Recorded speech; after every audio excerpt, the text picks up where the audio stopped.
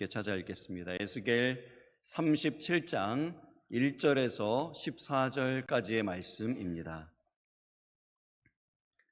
에스겔 37장 1절 말씀부터 14절까지 말씀, 우리 다 같이 한 목소리로 합독하시겠습니다. 여호와께서 권능으로 내게 임재하시고 그의 영으로 나를 데리고 가서 골짜기 가운데 두셨는데 거기 뼈가 가득하더라. 나를 그 뼈 사방으로 지나가게 하시기로 본즉 그 골짜기 지면에 뼈가 심이 많고 아주 말랐더라. 그가 내게 이르시되 인자야, 이 뼈들이 능히 살 수 있겠느냐 하시기로 내가 대답하되 주 여호와여, 주께서 아시나이다. 또 내게 이르시되 너는 이 모든 뼈에게 대언하여 이르기를 너희 마른 뼈들아, 여호와의 말씀을 들을지어다. 주 여호와께서 이 뼈들에게 이같이 말씀하시기를 내가 생기를 너희에게 들어가게 하리니 너희가 살아나리라. 너희 위에 힘줄을 두고 살을 입히고 가죽으로 덮고 너희 속에 생기를 넣으리니 너희가 살아나리라. 또 내가 여호와인 줄 너희가 알리라 하셨다 하라. 이에 내가 명령을 따라 대언하니 대언할 때에 소리가 나고 움직이며 이 뼈 저 뼈가 들어맞아 뼈들이 서로 연결되더라. 내가 또 보니 그 뼈에 힘줄이 생기고 살이 오르며 그 위에 가죽이 덮이나 그 속에 생기는 없더라.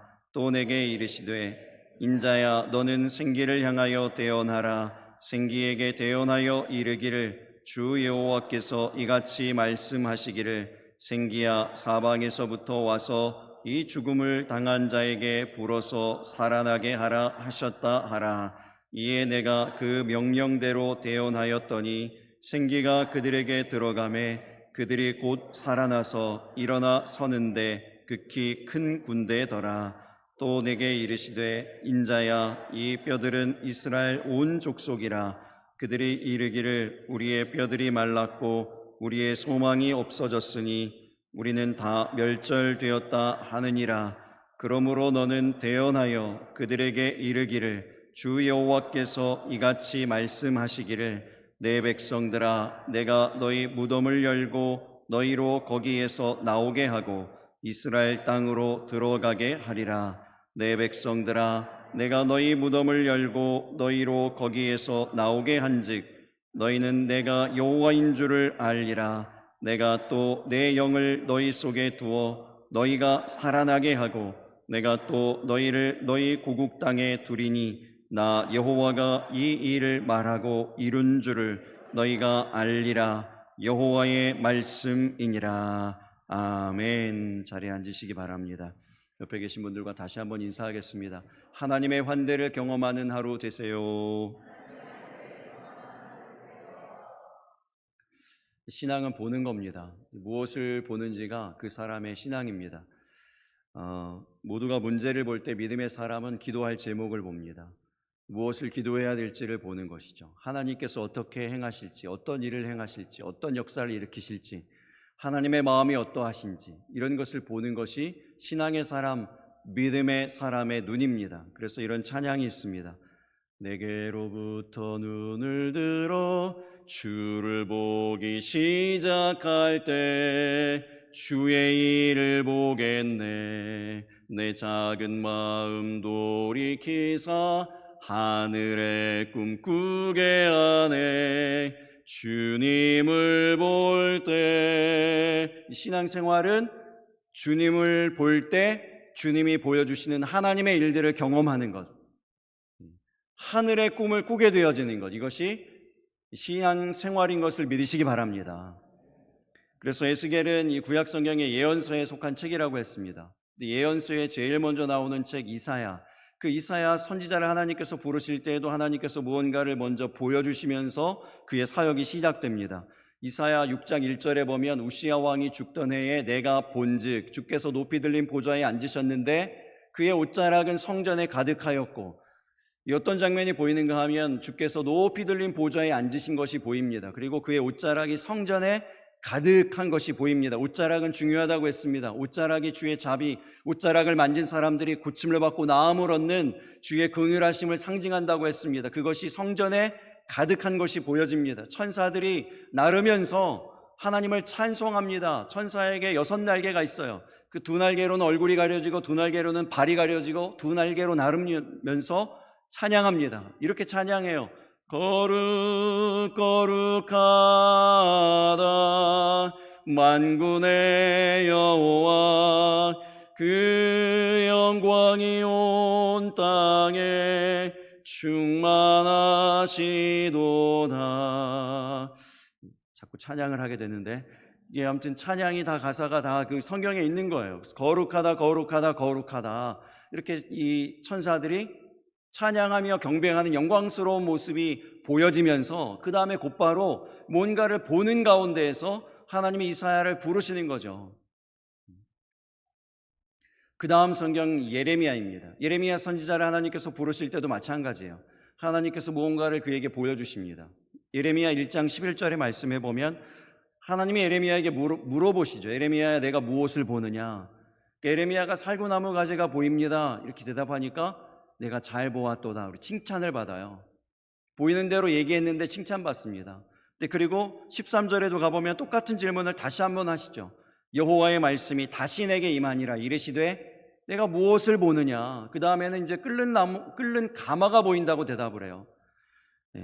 하나님의 말씀이 임할 때마다 보이는 것이 달라집니다. 여러분, 하나님의 말씀이 우리 가운데 임하여 있다면, 하나님의 은혜가 우리 가운데 임하여 있다면, 주의 믿음이 우리 가운데 임하여 있다면 세상과 보이는 것이, 우리 눈에 보여지는 것이 달라야 될 줄로 믿습니다. 다른 것이 보이는 거예요. 엘리사의 사환에게는 그를 둘러싸고 있는, 포위하고 있는 말과 병거와 병사들만 보였습니다. 그 수많은 병사들이 자기를 죽이려고 혹은 잡으려고 모여 있다는 것, 그것만 보이는 것입니다. 두려움으로 보이는 것이죠. 그런데 엘리사는 보이는 것이 다릅니다. 그래서 엘리사가 그 사환에게 이렇게 얘기하는 거죠. 열왕기하 6장 16절의 말씀에 우리와 함께한 자가 그들과 함께한 자보다 많으니라. 그리고 엘리사의 그 사환에게, 그 청년에게 기도합니다. 그리고 그의 눈이 열려지죠. 청년의 눈이 열려지니까 뭐가 보입니까? 온 산에 가득한 불말과 불병거가 보이고, 그 불말과 불병거, 하나님께서 보내주신 그 군사들이 그 자기를 둘러싸고 있는, 엘리사를 둘러싸고 있는 것이 보여지는 것입니다. 여러분, 무엇을 보고 계시는가요? 문제만 보고 계십니까? 어려운 것, 힘든 것, 답답한 것, 이런 것들만 보고 계시나요? 아니면 기도 제목을 보고 하나님께서 어떻게 행하실 것인가, 어떻게 우리에게 일하실 것인가, 어떤 일들을 일으키실 것인가, 일을 행하시는 여호와, 그것을 만들며 성취하시는 여호와 하나님의 일들을 보고 계시나요? 우리가 길게 1절부터 14절까지의 말씀을 다 통으로 읽었는데요, 이 37장에 나오는 유명한 이 마른 뼈의 환상에 대한 이야기 전체의 이야기입니다. 이것을 다 읽은 이유가 있습니다. 마른 뼈만 볼 것이 아니고, 골짜기에 그 아주 마른 뼈들, 가득한 그 뼈들만 볼 것이 아니라 그 뼈가 결국에는 어떻게 되는가까지 우리가 보아야 됩니다. 그렇게 볼 줄 아는 믿음의 눈이 우리 모두에게 있게 되시기를 예수님 이름으로 축복합니다. 군대가 되잖아요, 결국은. 하나님께서 사용하시는 극히 큰 군대로 일어서는 이런 장면까지 우리의 신앙이 나아가야 됩니다. 에스겔이 이 놀라운 장면을 보고 있는 거예요. 그런데 이 에스겔의 이 놀라운 장면을 바라보는 이 장면의 이 말씀이요, 이 말씀이 세 부분으로 나눠져 있습니다. 제가 나눈 게 아니고 성경에 나눠져 있어요. 여러분들 가지고 있는 성경에 보면 7절 앞에 동그라미가 있습니다. 보이시나요? 없는 성경은 바꾸시기 바랍니다. 7절 앞에 동그라미 있어야 되고요, 11절 앞에 동그라미 있어야 됩니다. 그래서 이 37장 1절부터 14절까지의 말씀은 세 부분으로 나눌 수 있는데, 1절부터 6절까지 첫 번째 부분이고요, 그 다음에 7절부터 10절까지 두 번째 부분이고, 11절부터 14절까지가 이제 마지막 세 번째 부분입니다. 그래서 첫 번째 1절부터 6절까지의 말씀은 뭐냐면, 하나님이 에스겔 선지자에게 환상을 보여주시고요, 마른 뼈가 큰 군대로 일어서는 그러한 이제 환상들에 대해서 보여주시고 말씀해 주시고, 두 번째는 7절부터 10절까지는 그 말씀을 대언하게 하시죠. 뼈들에게 직접 대언하게 하십니다. 그리고 11절부터 14절은 이 모든 일들에 대한 설명이에요. 하나님이 설명해 주십니다. 이것을 가만히 보면 우리가 하나님을 경험하는 순서이기도 합니다. 우리가 신앙을 갖게 되어지는 순서이기도 합니다. 하나님께서 먼저 우리에게 뭔가를 보여주시거나 들려주십니다. 하나님을 경험하는 거죠, 처음에. 그런데 그 다음에 이제 대언하게 한다는 것은 뭐냐면 따라하게 해요. 우리가 여러분 말씀을 읽는데 잘 이해가 안 돼도 그냥 여러분의 목소리로 따라서 읽으시지 않았습니까? 찬양을 우리가 잘 모르는 찬양이라도 따라서 찬양하시잖아요. 입으로 그냥 고백하게 하는 거예요. 믿음이 먼저가 아니에요. 순종이 먼저입니다. 그러면 믿음이 우리 가운데 들어오게 되는 것을 믿으시기 바랍니다. 순종하고 그 다음에 믿음이 따라오는 거예요. 의지를 먼저 발휘하면 하나님께서 그 가운데 믿음을 부어주시는 것입니다. 이것이 이제 믿음의 순서, 신앙의 순서예요. 그 다음에 이제 하나님께서 설명해 주시는 거죠. 여러분, 찬양을 따라할 때, 그저 따라할 때, 말씀을 그냥 이해가 되지 않아도 그저 읽을 때 하나님께서 은혜를 주심을 믿으시기 바랍니다. 어떤 아이가 엄마에게 질문을 해요. 엄마, 우리 하나님은 참 피곤하시겠다. 왜냐하면 그 예배 때 찬양을 이렇게 불렀거든요. 신실하신 하나님, 쉴 수가 없으신 좋으신 나의 주. 신실하신 하나님, 쉴 수가 없으신. 자꾸 하나님은 쉴 수가 없어요. 원래 가사는 뭐죠? 쉴 수가 없으십니다. 이 아이는요, 어떻게 들리는가 하면 쉴 수가 없으신, 우리 하나님 너무 쉴 수가, 왜 이렇게 쉴 수가 없으시지? 너무 피곤하시겠구나, 이렇게 듣는 겁니다. 근데 그 가운데에도 은혜가 있는 줄 믿으시기 바랍니다. 그냥 따라 부르는데도 그게 새로운 해석인 거예요. 새로운 은혜가 임하는 거죠. 그리고 이제 거기서 끝이 아니고 설명이 들어가요. 11절부터 14절까지가 하나님의 설명이라고 했습니다. 예수님이 제자들을 양육하실 때, 제자 훈련하실 때도 똑같은 방식으로 하셨어요. 먼저 나아가게 하시죠. 하나님의 일들을 행하게 하시고 돌아와서 나중에 설명해 주십니다. 먼저 비유로 막 사람들에게 말씀을 선포하고 이것이 무슨 뜻인지 잘 모르겠어요. 나중에 질문하면 또 설명해 주시죠. 해석해 주시잖아요. 이런 방법인 거예요. 그래서 여러분, 성경 읽다가 이해가 안 되시는 부분이 있으면 어떻게 하라 그랬죠? 반복해서 읽으시고요. 그래도 모르겠으면 질문하거나 넘어가시기 바랍니다. 거기에 멈춰있지 말고 넘어가세요.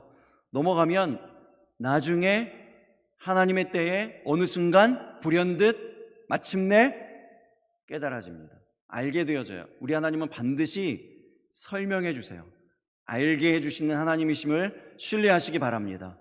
그래서 오늘 이제 이 세 부분에 대해서 나눠보려고 그러는데, 첫 번째, 우리가 이제 보고 듣고 하나님을 경험하는 그러한 모습인 거죠. 근데 어떻게 이제 우리가 하나님을 경험하는가? 영이신 하나님, 우리 눈에 보이지 않는 하나님을 어떻게 하나님됨으로 인정하고 고백하고 경험하는가예요. 1절에 보면 이제 그 방법이 나오죠. 그의 영으로 나를 데리고 가서라는 부분이 있어요. 영으로 인도함을 받을 때 하나님을 경험하는 것입니다. 하나님 되심이 우리 가운데 나타나게 되어지고 알게 되어지는 것이죠. 그런데 어떻게 주의 영이 나를 데리고 갑니까? 나를 인도합니까? 앞부분에 나와요. 여호와께서 권능으로 내게 임재하시고. 그러면 이제 그의 영으로 나를 데리고 가는 겁니다. 하나님의 임재 가운데 거할 때 주의 영이 우리를 주장하는 거예요.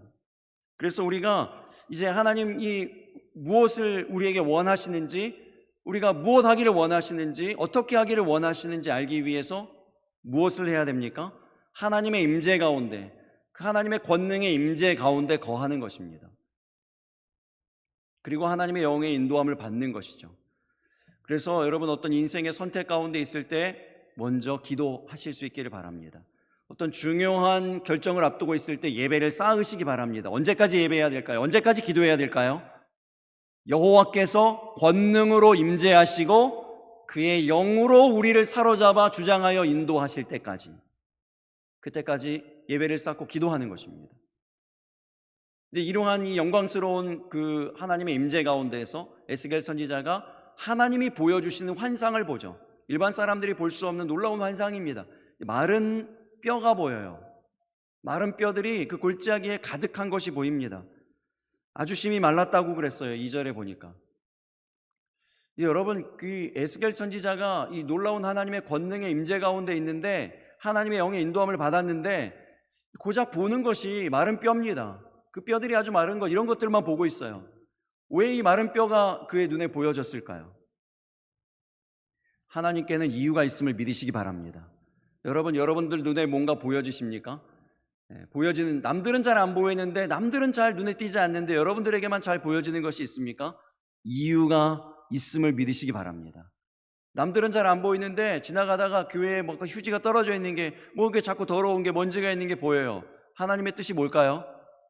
주우라는 거죠. 주우시면 돼요. 자꾸 근데 어떻게 얘기하시는가 하면, 난 다른 사람들은 안 보이는데 내 눈에만 그런 게 자꾸 보이는지 모르겠어요. 뭐라 그러시는 겁니까? 주우라 그러시는 거예요. 주우시면 돼요. 청소하시면 되는 거예요. 어떤 교회에 아눈 클럽이 있답니다. 아눈 클럽이 뭔지 아세요? 아눈 클럽. 이게 줄임말인데요. 아쉬운 눈빛을 가진 사람들의 클럽이에요. 여러분, 이런 분 혹시 보셨나요? 예배를 다 마쳤습니다. 친교도 다 마쳤어요. 교회 공식적인 행사가 다 끝났어요. 그런데 이제 집에를 이제 가면 되는데 남들은 다 집에 가요. 근데 집에 가기가 아쉬운 거예요. 아쉬워요. 그래서 쭈뼛쭈뼛 뭐 없나?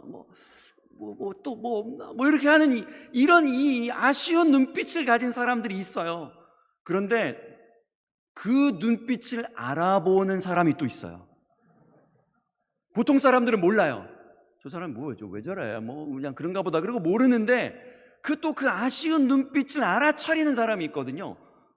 그 사람이 저 아쉬워하는구나 하고 알아차려가지고 일로 와봐. 그래가지고 또 이렇게 모임을 만드는 거죠. 모임을 만들고 어디 차 마시러 가고 뭐 밥 먹으러 가고 놀러 가고, 그러다 보니까 이게 소그룹이 됐어요. 그래서 그 이름을 뭐라고 붙였는가? 아눈 클럽. 야눈 클럽이 된 거예요.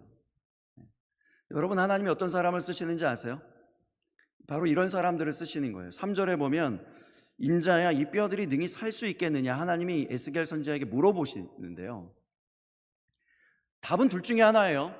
우리가 쉽게 생각할 수 있는 답은 둘 중에 하나입니다. 1번 살 수 있습니다. 2번 살 수 없습니다. 근데 에스겔 선지자가 대답하는 대답은 1번도 2번도 아니에요. 여러분, 이 말씀을 제가 묵상하는데 아주 중요한 사실을 깨달았어요. 여러분, 이 사실을 잘 들으시고 우리의 신앙이 되셨으면 좋겠습니다. 하나님이 원하시는 건 1번, 2번이 아니에요. 근데 우리는 너무나 쉽게 1번, 2번으로 답한다는 거예요. 이 뼈들이 능히 살 수 있겠느냐? 이 마른 뼈들인데, 절망적인 상황인데, 무덤과 같은 이런 상황인데 어떻게 해야 되겠습니까? 누군가가 물어보면 우리는 너무나 쉽게 할 수 있습니다. 기도하면 돼. 예배 안 드려서 그래. 예배 드리면 돼. 믿음이 없어서 그래. 믿으면 돼. 너무 쉽게 대답한다는 거지. 이게 1번 대답이에요. 2번 대답은 뭡니까? 안 돼. 그거 안 돼. 죽어도 안 돼. 안 돼. 하지 마. 할 필요 없어. 주저앉혀요. 뭐 때문입니까? 살아온 경험 때문에요. 우리가 보아왔던 것 때문에요. 익숙한 우리의 습관 때문에요. 사람의 것이 나와요. 사람의 답이 나와요. 답은 우리에게 있지 않아요. 에스겔의 대답이 뭐냐면, 주 여호와여 주께서 아시나이다. 이 얘기가 무슨 얘기입니까? 하나님, 나는 답을 모르겠습니다. 이 답을 나는 모르겠으니 하나님이 알려주세요.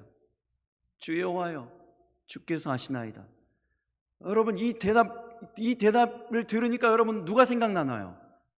부활하신 예수님이 저 바닷가 이전 직정으로 도망친 베드로를 만나셨을 때, 정말 자존감이 바닥으로 떨어진 이 베드로를 만나셨을 때 베드로의 고백이 이거잖아요. 베드로야, 네가 이 사람들 중에서 나를 사랑하느냐? 사랑하느냐 3번 물으셨을 때 베드로가 이렇게 대답하잖아요. 주께서 아시나이다.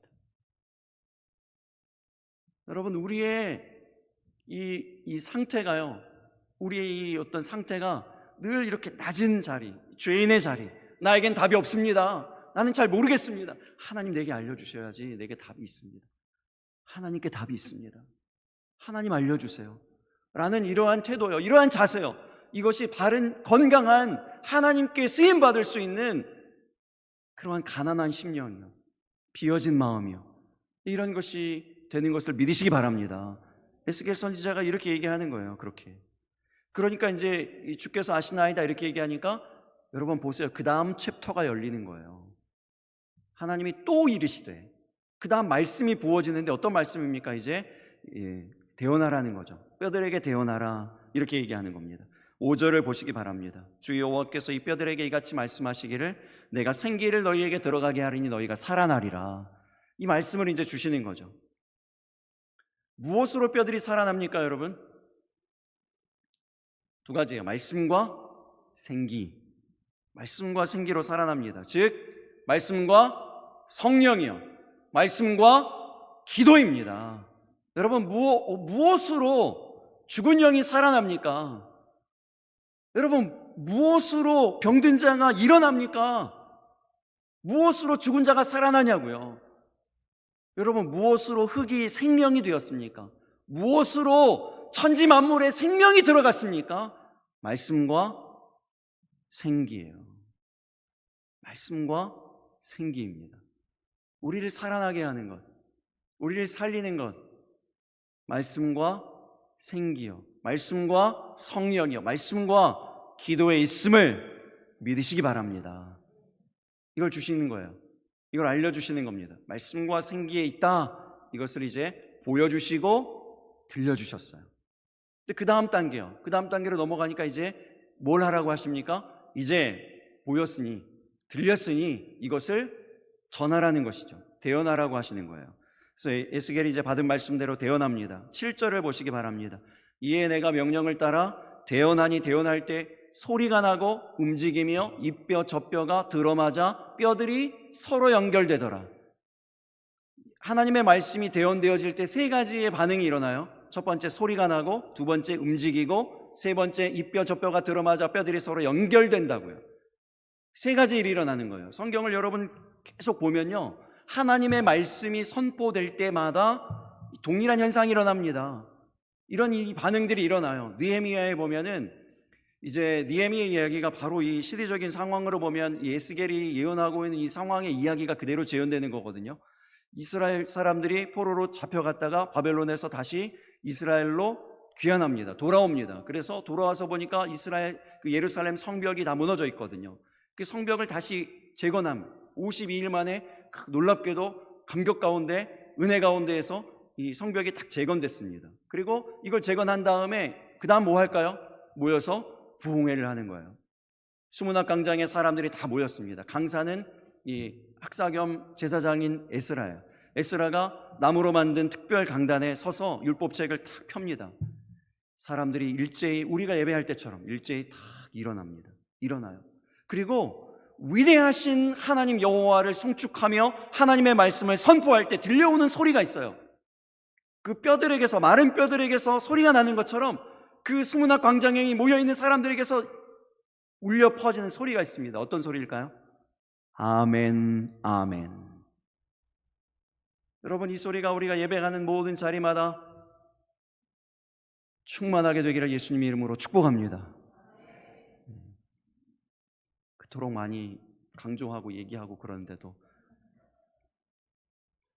어떤 분이 제게 위로해요. 목사님, 경상도라 그래요. 아멘, 아멘 소리가 나오는 거예요. 아멘, 아멘 소리가 나와요. 이게 말씀이 대언될 때 나오는 소리고요. 두 번째, 움직인다 그랬잖아요. 요한복음 11장에 보면 예수님께서 큰 소리로 말씀을 선포하시는 장면이 있습니다. 큰 소리, 이거 조금 이례적이에요. 예수님께서 큰 소리로 안 하셔도 되는데 큰 소리로 뭐라 그러시는가 하면 나사로야 나오라. 무덤 가운데 있었던 죽은 지 3일 된 나사로가, 그 시체가, 뼈들이 움직이기 시작합니다. 그리고 요한복음 11장 44절을 보세요. 죽은 자가 수족을 배로 동인 채로 나오는데 그 얼굴은 수건에 쌓였더라. 예수께서 이르시되 풀어놓아 다니게 하라. 움직이잖아요. 죽은 자도 움직입니다. 마른 뼈도 움직이는 거예요. 이 말씀의 능력이죠. 생기의 능력입니다. 에스겔 37장의 이 마른 뼈 환상이 가지는 세 가지의 의미가 있습니다. 첫 번째, 역사적인 의미가 있어요. 기독교는 역사적인 사실입니다. 성경은 그 사실의 기록이에요. 신화가 아닙니다. 성경의 이야기들이 다 그대로 실제로 이루어졌어요. 마른 뼈와 같았던 이스라엘 백성들에게 힘줄이 붙고 살이 붙고 가죽이 붙고 생기가 들어와서 결국 어떻게 됐다고요? 극히 큰 군대로 일어섰다고 했습니다. 2025년 현재 이스라엘 군대를 위협할 수 있는 그 어느 나라가 없어요. 사실이에요. 성경은 사실을 기록한 것입니다. 두 번째, 신학적인 의미가 있습니다. 마른 뼈를 군대로 일으킨 두 가지 요소가 있다고 했어요. 말씀과 생기입니다. 말씀과 생기, 말씀과 성령, 말씀과 기도요. 마른 뼈를 살아나게 하는 힘이 말씀과 기도에 있음을 믿으시기 바랍니다. 그래서 말씀과 기도로 우리의 죽은 영이 살아납니다. 우리 죽은 교회가 살아납니다. 죽은 가정이 살아납니다. 죽은 이 땅이 살아납니다. 말씀과 기도로 살아나는 거예요. 그것을 얘기하는 것이죠. 세 번째, 신약과 연결됩니다. 성경과 성경이 연결되는 것을 보여주세요. 기독교는 부활의 종교입니다. 부활을 빼면 기독교가 아니에요. 그런데 여기서 얘기하는 부활은 예수님의 부활만을 얘기하는 것이 아닙니다. 우리는 예수님의 부활만을 추앙하는 종교가 아니에요. 예수님의 부활이 우리의 부활과 연결되는 것을 믿으시기 바랍니다. 우리의 부활도 되는 거잖아요. 우리도 부활하는 거잖아요. 그래서 이 에스겔 37장은요, 하나님의 백성들이 부활하는 장면을 보여주는 겁니다. 지금 부활의 모습을 보여주는 거예요. 하나님의 말씀이 대언되어질 때 이 뼈 저 뼈가 들어맞아 뼈들이 서로 연결되어지는 것처럼 구약과 신약이 연결되어지고 성경과 성경이 연결되어지는 거예요. 말씀드렸잖아요. 뼈가 연결되어지는 그 소리요. 그 소리처럼, 움직임처럼 나사로의 무덤에서 죽은 자가 움직여지잖아요. 그리고 소리가 난다 그랬죠. 말씀이 대언되어질 때 소리가 난다고 했죠. 그 소리가 어디에서 들립니까? 느헤미야의 수문학 광장에 모여있는 사람들이 아멘 아멘 소리로 연결되는 거예요. 여러분, 이처럼 에스겔 37장의 이 말씀이 저와 여러분의 그 삶의 자리요, 무덤과 같은 그 절망의 자리, 좌절의 자리에 연결되시기를 예수님 이름으로 축복합니다. 연결돼야 되는 거예요. 연결하라고요. 그렇게 이제 말씀을 대언하라고 두 번째 챕터에서 얘기하시는 거고요. 세 번째, 이제 설명해 주시죠. 왜 이런 환상을 보여주시고 왜 이런 말씀을 대언하라고 하시는지 설명이 이제 나오는 것이 11절부터 14절의 말씀입니다. 11절 말씀을 보세요. 또 내게 이르시되 인자야, 이 뼈들은 이스라엘 온 족속이라. 그들이 이르기를 우리의 뼈들이 말랐고 우리의 소망이 없어졌으니 우리는 다 멸절되었다 하는. 오늘 설교 제목이 SBNR이잖아요. 이제 와서 설교 제목을 설명하는 참 불친절한 목사인데 양해해 주시기 바랍니다. 이 영어라서 또 양해를 한 번 더 구할게요. 이게 이제 요즘 세대를 얘기하는 대표적인 얘기거든요. 이제 spiritual but not religious. 이게 줄임말이에요. spiritual 뭐죠? 영적입니다. 영적이긴 해요. but 그러나 not 아니라는 거예요. 뭐가 아니에요? 뒤에 religious 종교적이지는 않다는 겁니다. 영적이기는 한데 종교적이지는 않아요. 여러분, 이게 무슨 말인가 하면은요, 이 세대의 사람들이 교회도 별 안 나오고 뭐 다음 세대 사람들이 더 교회도 없고 또 그렇다고 해서 다른 종교로 가는 것도 아니고 종교인 전체, 기독교인뿐만이 아니고요, 종교인 전체 숫자가 점점 줄어들고 있거든요. 그런데 그렇다고 해서 이 사람들이 영적이지 않다는 거예요. 다 영적인데 관심은 너무 많아요. 그래서 젊은이들이 많이 모여있는 거리에 가보면 타로 점집들이 있어요. 줄을 서 있어요. 예능 프로그램이라든지 드라마라든지 영화에 보면 꼭 빠지지 않고 정말 보기 싫은데요, 막 굿하는 장면 나오고요, 막 절도 나오고요, 무슨 뭐 점을 보는 거 이런 것들이 빠지지 않고 나오는 거예요. 이게 뭐냐면 다 영적인 데는 관심이 있어요. 그런데 매이기는 싫어요. 어느 한 종교에 매이기는 싫어요. 이것이 이제 요즘 세대에서 보여지는 이 모습이라는 거예요. 그래서 그 기독교 선교 단체들이 학교마다, 대학교들마다 다 들어가 있거든요. 근데 그 기독교 선교 단체들이 한 20-30년 전만 해도 굉장히 왕성하게 활동을 많이 하고 막 그 전국을 누비면서 방학이 되면은 막 복음을 들고 시골로 들어가고 막 교회들을 세우고 이랬는데 요즘은요, 어떤 통계를 보니까 대학생 전체 중에서 기독교 선교 동아리, 선교 단체에 가입하는 가입률이 1.3%랍니다. 1%예요, 1%. 매이고 싶지 않아요. 왜 이러는가?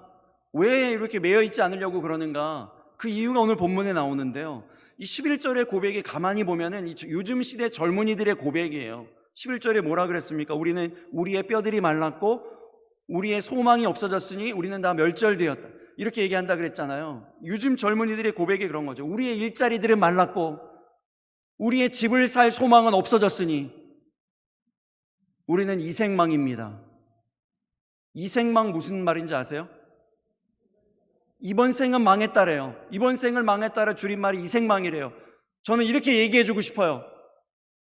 이런 생각하면 망한다. 이번 생 다음 생이 어디 있습니까? 오직 영생 영벌만 있음을 믿으시기 바랍니다. 이런 세대들에게 어떻게 복음을 전할 수 있을까요? 이런 마른 뼈들에게 어떻게 말씀을 대원해서 증거해서 일으켜 세우고 살아나게 할 수 있을까요? 제가 여러분들에게 말씀드리고 싶은 첫 번째, 정말 중요한, 두 번째, 세 번째 간단한 얘기가 아니고요, 정말 첫 번째만큼 중요한 선교적인 마인드 한 가지를 말씀드리고 싶은데요.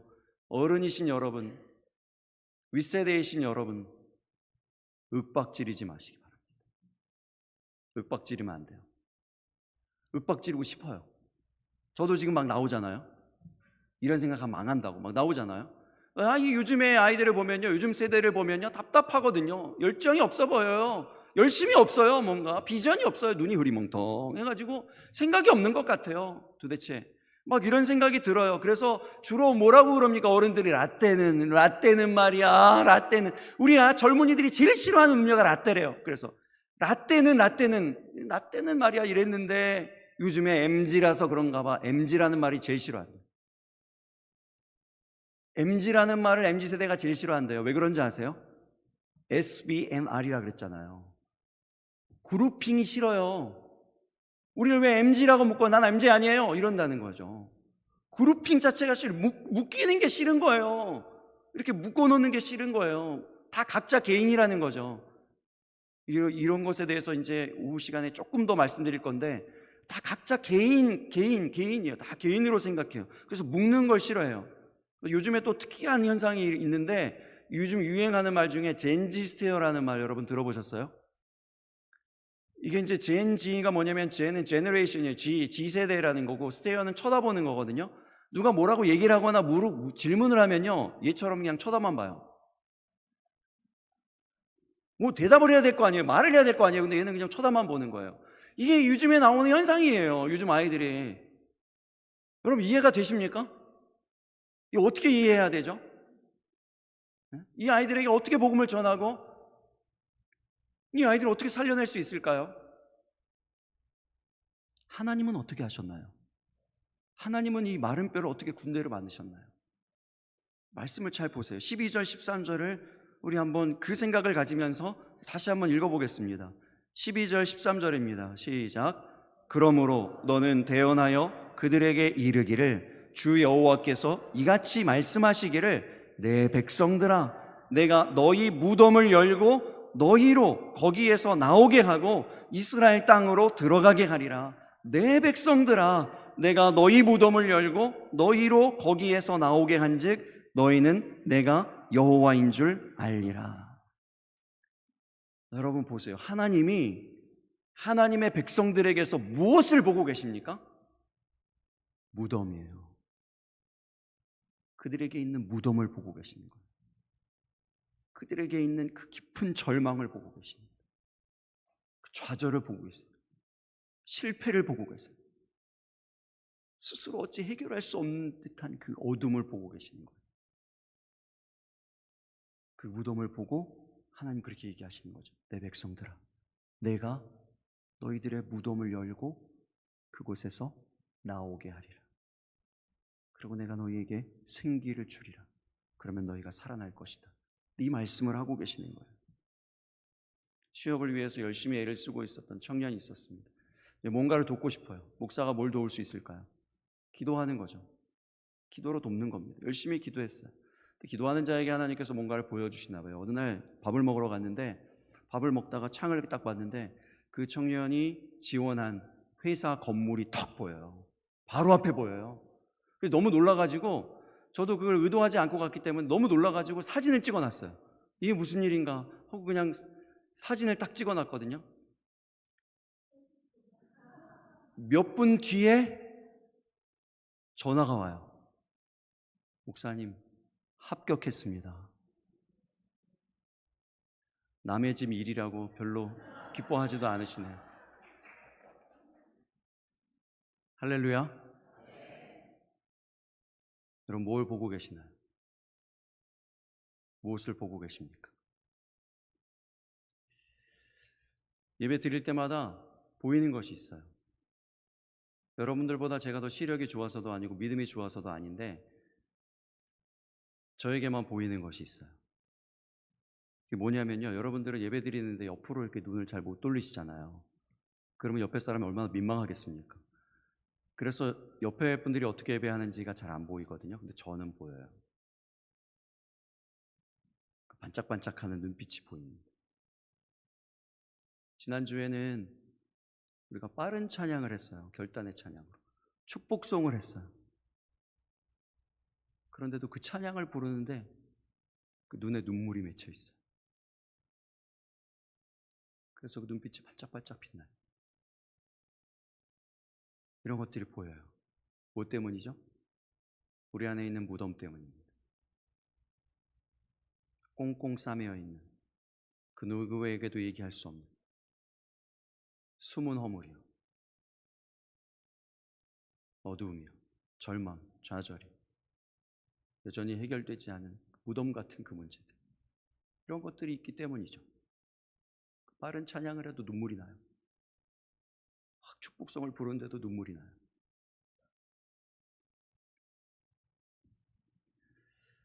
저는 예배하면서 우리의 모든 무덤 문들이 열려지게 되기를 바랍니다.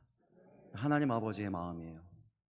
그래서 우리 안에서 소리가 나고 움직이고 이 뼈 저 뼈가 들어맞아 뼈들이 서로 연결되어지는 그 안에 생기가 부어지고 살아나고 일어서는, 그래서 큰 군대가 되어 하나님 앞에 영광 올려드리는 그런 영광스러운 모습이 예배를 드리는 저와 여러분 우리 모두에게 일어나게 되기를 예수님 이름으로 축복합니다.